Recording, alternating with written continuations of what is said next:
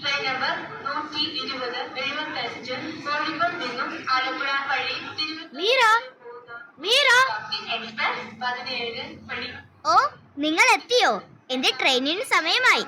പ്ലാറ്റ്ഫോമിലേക്ക് okay, വിഷമിക്കാതെ മീര. നീ ഡൽഹിയിൽ പോയി പഠിച്ച് മിടുക്കിയായി വാ. ഗാഡി നമ്പർ ഓൾ ദി ബെസ്റ്റ് ഡിയർ. ഇനി പഠനമൊക്കെ കഴിഞ്ഞ് നമുക്ക് വീണ്ടും കാണാം. ദാ ട്രെയിൻ വരുന്നു. ശരി, ഞാൻ പോയി വരട്ടെ.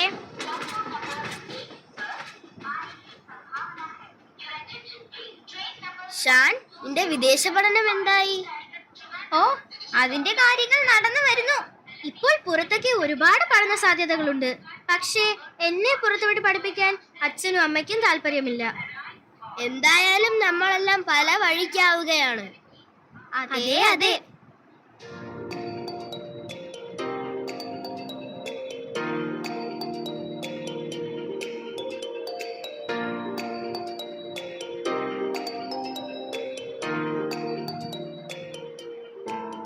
മീരയെ നമ്മൾ ശരിക്കും മിസ് ചെയ്യുന്നു അല്ലേ? അവൾ ഇന്നലെ പോയതല്ലേ? ഇതുവരെയും വിളിച്ചില്ലല്ലോ. ഞാനൊന്ന് വിളിച്ചു നോക്കാം. മീരയല്ലേ ആള്?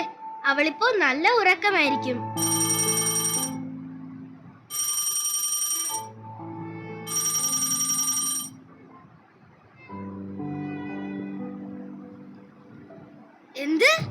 എന്താ പറ്റിയത്?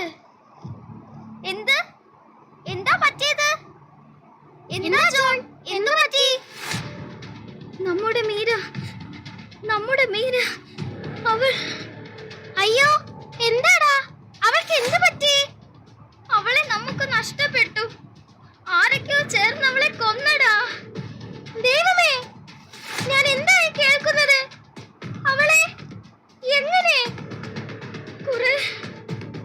കുറെ ദുഷ്ടന്മാർ അവളെ പിച്ചി ചീന്തി കൊന്നു. ഈ നശിച്ച സമൂഹം പെൺകുട്ടികളോട് എന്തിനിത്ര ക്രൂരത കാണിക്കുന്നു?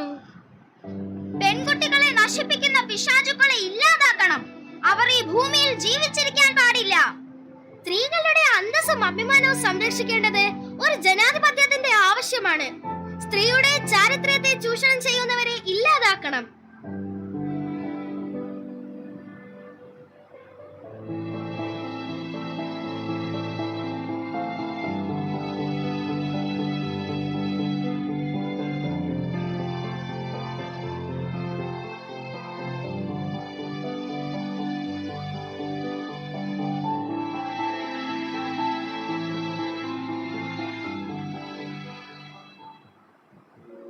Little girls with dreams become women with vision.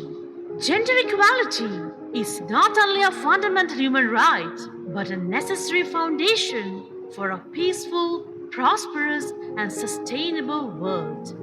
Women and girls represent half of the world population and therefore also half of its potential. Sexual violence and exploitation, the unequal division of unpaid care, and domestic work and discrimination always remain huge barriers.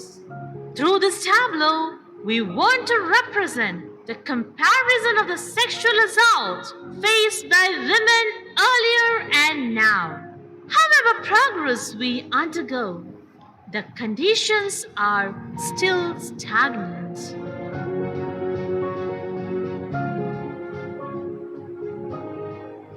Draupadi is considered as an archetype of female chastity. Her story has inspired many arts, performances, and other literature.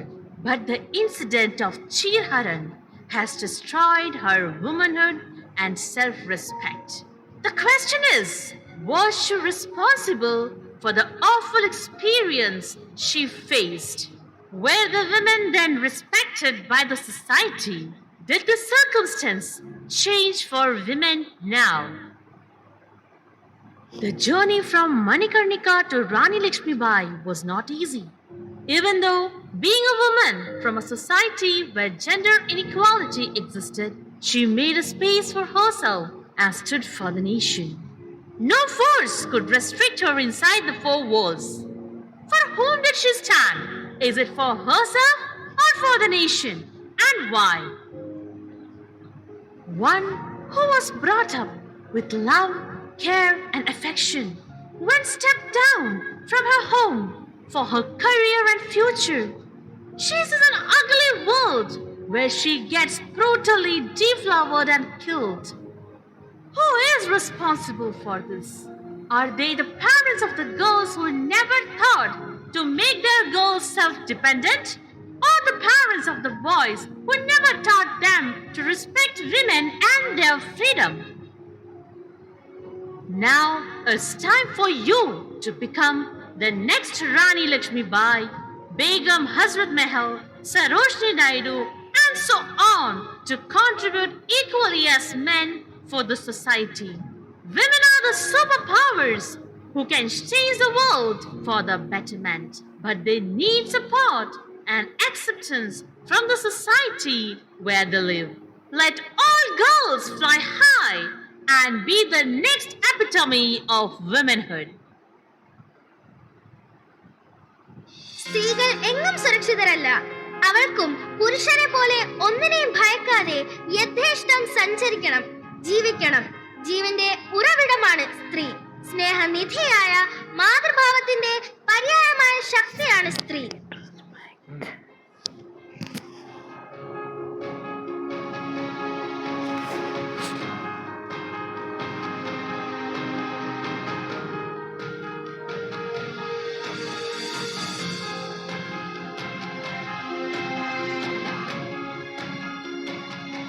കുട്ടിക്ക് ആരോടെങ്കിലും അടുപ്പമുണ്ടായിരുന്നോ?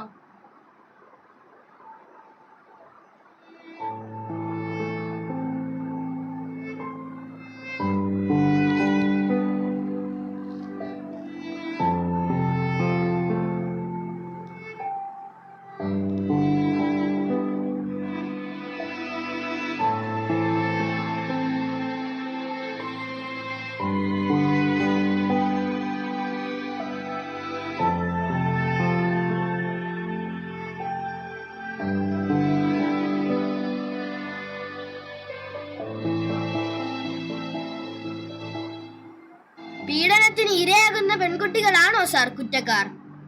എന്തുകൊണ്ട് സ്ത്രീകൾക്കെതിരെയുള്ള ഇത്തരം അതിക്രമങ്ങൾ വർദ്ധിക്കുന്നു? സ്ത്രീകൾക്കെതിരെയുള്ള കുറ്റകൃത്യങ്ങൾ നേരിടാൻ നിലവിലുള്ള നിയമത്തിന് കഴിയുന്നില്ല.